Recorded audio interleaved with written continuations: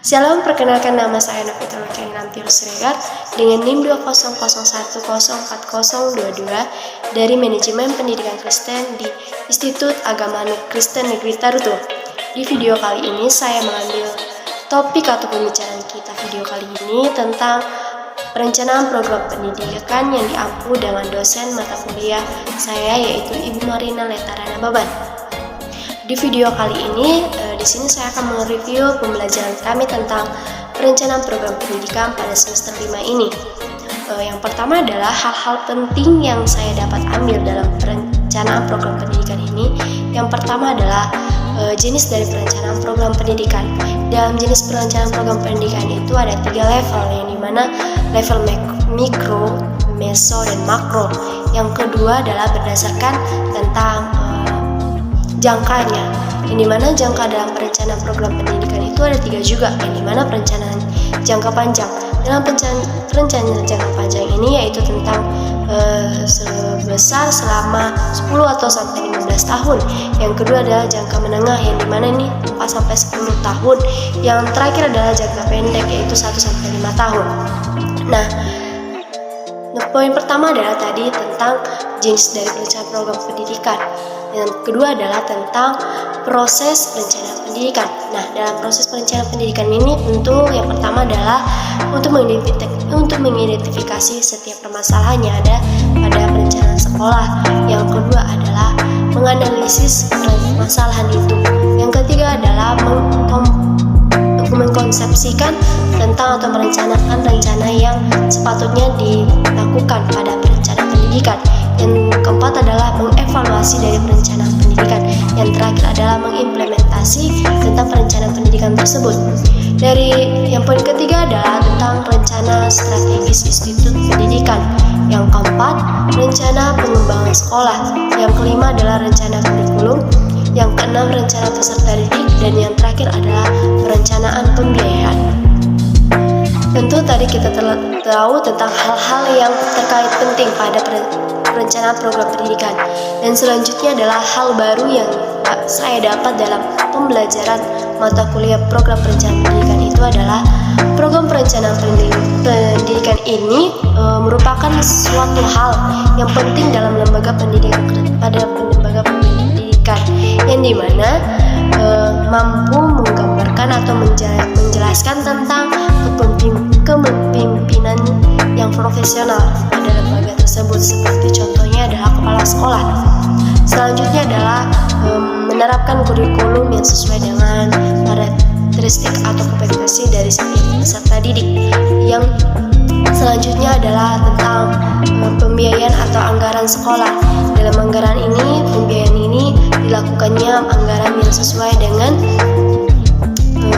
hasil dari penyusunan RAPBS sekolah tersebut dengan bentuk yang transparan dan akuntabilitas. Yang selanjutnya adalah tentang saran, yang dimana saran saya pada perencanaan program pendidikan ini yaitu tentunya lembaga pendidikan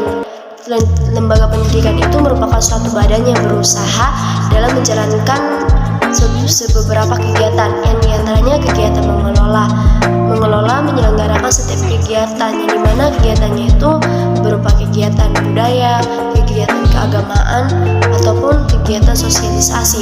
Yang dimana maka dengan hal tersebut dalam proses penyusunan perencanaan kurikulum tentunya lembaga pendidikan harus memiliki penyusunan yang tentang intelektual bagi para peserta didik, yang memiliki karakter yang baik pada peserta didik, yang mengajarkan keagamaan yang mereka anut masing-masing.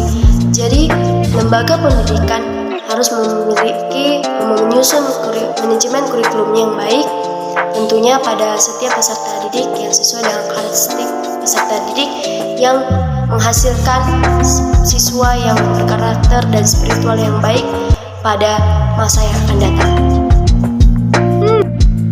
Baik, saya akan melanjutkan video dari sebelumnya, yang dimana ini adalah penugasan yang kedua tentang mereview dari jurnal yang sudah saya berikan, penugasan saya kepada dosen saya Ibu Marina Baban.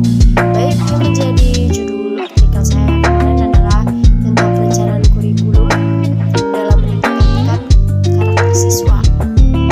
Di dalam artikel ini, mengapa saya mengambil artikel seperti ini? Dikarenakan dalam mengambil judul ini, menurut saya melalui perencanaan kurikulum dalam peningkatan belajar siswa itu sangat menarik, dikarenakan banyak kurikulum itu hanya digunakan seperti pembelajaran biasa dan tidak untuk membentuk karakter siswa. Namun itu seperti KTSP, jadi guru hanya menerangkan materi tapi tidak memberikan karakter siswa. Siswa hanya diam, duduk, mendengar dan mengerjakan tugas yang diberikan gurunya. Namun dengan hal itu, dalam perencanaan kurikulum dan peningkatan karakter siswa ini bisa kita ambil contoh dengan yang terjadi sekarang itu adalah tentang kurikulum penggerak atau Pancasila, yang dimana siswa itu disuruh untuk bersosialisasi tentang kebudayaan berkeragaman budaya, yang dimana saya melihat dari kurikulum yang telah dipakai di sekitaran ini tentang Pancasila, banyak siswa itu diajarkan untuk berkolaborasi atau untuk saling bersosialisasi, yang dimananya membentuk karakter siswa untuk saling membantu, saling bekerja sama satu sama lain. Poin penting dalam perencanaan kurikulum dan peningkatan karakter siswa ini yang saya ambil dari judul artikel saya, yang dimana perencanaan kurikulum ini dapat membentuk karakter dengan menggunakan pembelajaran yang sesuai dengan efektif dan efisien, dan dapat mengikuti berbagai misalnya kegiatan yang ada pada lembaga pendidikan tersebut, sehingga dapat mampu meningkatkan keterampilan pada setiap peserta didik dan membentuk karakter peserta didik tersebut, sehingga dapat ada penilaian dari kemandiriannya, kedisiplinannya, kejujurannya, maupun toleransi antara sesama. Sehingga dengan hal ini, maka melalui perencanaan kurikulum, maka dapat membentuk karakter siswa, yang dimana pembentukan karakter siswa itu agar lebih disiplin lagi ke depannya di masa yang akan datang. Untuk saran saya yang saya sampaikan kepada kepala sekolah, terutamanya yang saya tujukan itu hanya kepala sekolah, yang dimana dikarenakan jika memang ada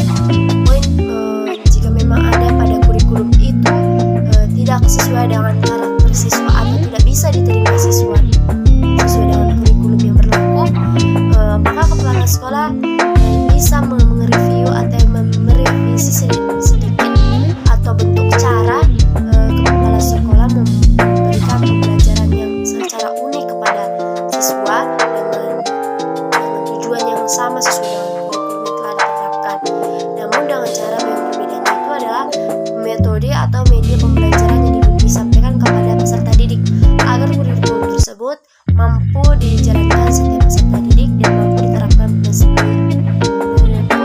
pada peserta didik dan bisa membentuk setiap karakter siswa. Banyak siswa di sini hanya belajar ke sekolah tidak pernah membentuk karakternya. Jadi kepala sekolah berhak untuk mengatur atau memberikan yang terbaik kepada setiap peserta didik sesuai dengan perencanaan kurikulum yang telah diterapkan pada lembaga tersebut. Yang selanjutnya adalah hal yang perlu saya perbaiki dalam artikel saya. Tentu kita adalah manusia yang biasa yang memiliki banyak kesalahan dan kelalaian kita masing-masing. Tentu saya memiliki kesalahan yang harus saya perbaiki ke depannya dalam menuliskan artikel, yaitu tentang mana saya belum menerapkan ada beberapa poin yang belum saya cantumkan ke dalam artikel saya.